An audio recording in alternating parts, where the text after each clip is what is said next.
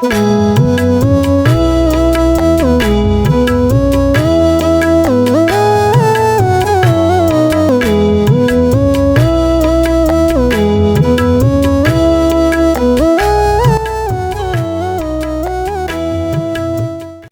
brothers and sisters in the Lord, ప్రభునందు ప్రియమైన సోదరి సోదరులారా, today's verse for our meditation is taken from 1 Chronicles 16th chapter verse 36. ఈ రోజు మన ధ్యానం కొరకు మొదటి దినవృత్తాంతముల గ్రంథము 16వ అధ్యాయము 36వ వచనం నుండి తీసుకొనబడింది. Blessed be the Lord God of Israel forever and ever. ఇశ్రాయేలీయులకు దేవుడైన యెహోవా యుగములన్నిటను స్తోత్రము నొందునుగాక.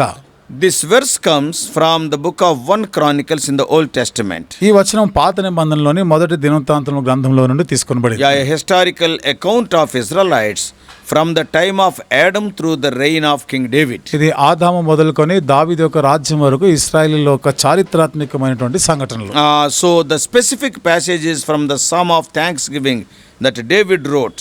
దావీదు రాసిన మరి కృతజ్ఞతతో కూడిన కీర్తనలు దావీదు రాసినటువంటి మాటలు నిర్దిష్టంగా చెప్తున్నారు. And this passage is from that. ఈ భాగం వాటి నుండి తీసుకొనబడింది. And he instructed Asaph and his brethren to sing as they brought the ark of the covenant to its resting place in the tabernacle. ఆసాపు తన సహోదరులు కూడా మరి నిబంధన మందసము తన ప్రదేశానికి తీసుకొని రాబడుతున్నప్పుడు వీళ్ళు పాటలు పాడాలని నియమించబడ్డారు. The verse is a culmination of the psalm expressing gratitude and praise to the Lord. ఈ వచనం దేవునికి కృతజ్ఞత, దేవుని స్తుతించాలని కలిపి ఈ మాటలు చెప్పబడ్డాయి. The theme of this verse is praising and blessing the Lord forever. ఈ వచనం యొక్క అంశము నిత్యము నిరంతరం కూడా దేవుని స్తుతిస్తూ ఉండాలి. And it reflects the idea of eternal praise and admiration for God. దేవుని కొరకు నిత్యమైనటువంటి స్తుతి ఆయనను గురించి చెప్పాలని సూచిస్తాం. Speaking of the unchanging nature of God. దేవుని యొక్క మార్పు చెందని స్వభావం గురించి మాట్లాడుతాం. And it is speaking of his enduring faithfulness to the people of Israel. ఇశ్రాయేలు ప్రజల ఎడల ఆయన యొక్క మరి నమ్మకత్వాన్ని గురించి మాట్లాడుతుంది. The verse serves as a reminder to the Israelites and to all believers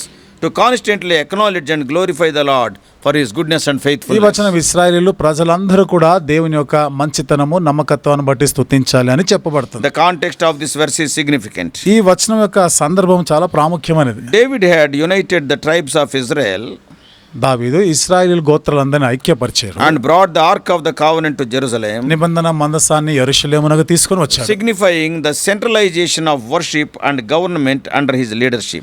ఆయన యొక్క నాయకత్వంలో ఈ ఆరాధన లేక దేవుని యొక్క ప్రభుత్వాన్ని గురించి అని చెప్తున్నారు. And this event was a cause for celebration and thanksgiving. ఈ సంఘటన అక్కడ మన కృతజ్ఞతలు చెల్లిస్తూ మరి ఆయనకి ఆ వేడుకలు చేసుకునే దాని గురించి చెప్తున్నారు. It symbolized God's presence among the people. దేవుని సన్నిధి ఏ రీతిగా ప్రజల మధ్యలో ఉందో దానికి సూచనగా protection and guidance throughout their history. ఆ చరిత్ర అంతట్లో కూడా ఆయన యొక్క నడిపింపు, ఆయన యొక్క భద్రత ఉండింది. So the verse is a part of a larger psalm that recounts the faithfulness of God. ఈ వచనము దేవుని యొక్క నమ్మకత్వాన్ని గురించి మాట్లాడే ఒక పెద్ద కీర్తనలోని ఒక భాగమే. And it speaks of the importance of worship. ఆరాధన యొక్క ప్రాముఖ్యతను గురించి మాట్లాడుతుంది. And the importance of praise in the life of the Israelites. ఇశ్రాయేలు జీవితంలో స్తుతిని గురించిన ప్రాముఖ్యతను గురించి మాట్లాడేది. So the symbolism in this verse lies in the act of blessing and praising God. ఈ కీర్తనలో దేవుని స్తుతించుట అనే సాదృశ్యంగా ఇక్కడ చెప్పబడినటువంటి విషయాలు ఉన్నాయి. Here is a phrase. ఇక్కడ ఒక మాట చూస్తున్నాం. Blessed be the Lord God of Israel forever and ever emphasizes the honor and adoration due to God. ఇశ్రాయేలు దేవుడైన యెహోవా యుగములన్నిటను స్తోత్రం నొందును గాక అంటే ఆయనకి తగినటువంటి స్తుతి ఆరాధన చెల్లించవలసింది. Acknowledging his sovereignty and greatness. ఆయన సార్వభౌమత్వం, ఆయన యొక్క గొప్పతనాన్ని మనం ఒప్పుకుంటున్నాం. The word amen signifies agreement and affirmation. ఆమేన్ అనేటువంటి మాట ఇది ఖచ్చితమైనటువంటి నిర్ధారించబడినటువంటి దానికి సూచనగా, indicating the unity of the people in their praise of the Lord. ప్రజలు దేవుని స్తుతించడానికి ఐక్యపరచబడిన దాని గురించి. It also carries a sense of finality and certainty. ఇది మరి ఆ చివరి అంతిమం గురించి, ఎంతో నిశ్చయితను గురించి కూడా అది మాట్లాడేది. Affirming the truth and immutability of God's character and promises. దేవుని యొక్క లక్షణాలు, దేవుని చేసిన వాగ్దానాలకి అది నిశ్చయితత కూడా చెప్తా ఉంది. And this verse also symbolizes the eternal nature of God's blessings and faithfulness. ఈ వచనంలో దేవుని యొక్క నమ్మకత్వం, ఆశీర్వాదాల గురించినటువంటి నమ్మకమైనటువంటి స్వభావం గురించి మాట్లాడేది. The phrase forever and ever denotes God's timeless and unchanging nature. కాబట్టి యుగములన్నిటను అనేటువంటి మాట దేవుడికి కాలానికి సమయానికి ఆయన చెందినవాడు కాదని చెప్తాం. Emphasizing that his blessings and favor endure throughout all generations. తరతరముల వరకు కూడా ఆయన యొక్క ఆశీర్వాదములు ఆయన యొక్క దయ ఉంటుందని. The concept of eternal praise and blessing reflects the unending love and mercy of God towards his people. నిత్యమైనటువంటి స్తుతి యొక్క సందర్భము దేవుడు తన ప్రజల ఎన్నటికీ కూడా ఆయన మరి వారి ఎడల ఆయన కృప దయను చూపించేవాడుగా ఉన్నాడు. Yeah, it is a source of comfort and assurance to his people. ఇది తన ప్రజలకి ఆదరణ ఇచ్చేదిగా దానికి ఆధారంగా కనబడుతుంది. So overall, 1 Chronicles 16:36 conveys a powerful message of gratitude. కాబట్టి మొదటి దినవృత్తాంతం గ్రంథం 16:36లో మనం అంతా కలిపి మనం చూస్తే దేవునికి కృతజ్ఞులమై ఉండాలి అని It జ్ఞాపకం is a చేస్తాం. powerful message of praise. ఇది స్తుతిని గురించి శక్తివంతమైనటువంటి వర్తమానం. It is a powerful message for the eternal blessing to the Lord. ఇది నిత్యంగా దేవుని స్తుతించాలనే దానికి ఒక శక్తివంతమైన సందేశం. So it captures the essence of worship and devotion, inviting believers to join the chorus of praise and adoration for God's enduring faithfulness and goodness. విశ్వాసులైన వారు దేవుని యొక్క విశ్వాసిత నమ్మకత్వము మంచితనాన్ని బట్టి ప్రజలు దేవుని స్తుతించాలి, నిరంతరం స్తుతించాలని కోరబడుతున్నారు. And the verse reminds us the importance of acknowledging and honoring God in all aspects of our lives. ఈ వచనం మన జీవితంలో అన్ని విషయాల్లో కూడా దేవుని ఘనపరుస్తూ దేవునికి కృతజ్ఞులమై ఉండాలి అని జ్ఞాపకం And చేస్తుంది. it encourages us to cultivate a spirit of thanksgiving and praise, కృతజ్ఞత స్తుతి చెల్లించే అలవాటు చేసుకోవాలనే దానికి ప్రోత్సహిస్తాం. knowing that the Lord is worthy of our adoration forever and ever. దేవుడు నిరంతరం యుగములన్నిటను మన స్తుతులకు యోగ్యుడై ఉన్నాడని ఎరిగిన వారమై. One man of God, Paul David Tripp, ఒక దైవజనుడు పాల్ డేవిడ్ ట్రిప్ అనే అతను he wrote a book, ఒక పుస్తకం రాసినాడు. New Morning Mercies, a daily gospel devotional, day-to-day devotional. అంటే అనుదిన ధ్యానంలో అనుదినం కూడా నూతనమైనటువంటి వాత్సల్యత అనే అంశంతో రాశారు. So he is listing so many gifts from God we can be thankful for. మనము దేవుని నుండి పొందినటువంటి ఎన్నో ఈవుల బహుమతుల గురించి మనం కృతజ్ఞులమై ఉండాలనే దాని గురించి No రాస్తున్నాడు. matter what might be happening in our lives at this moment. ఈ క్షణంలో మన జీవితంలో ఏం సంభవిస్తున్నా గానీ పర్వాలే, Oh, we must be thankful. మనం దేవునికి కృతజ్ఞులమై ఉండాలి. In a poetic way he wrote, ఎంతో పద్య రూపంలో ఆయన రాస్తున్నాడు. oh, what are they?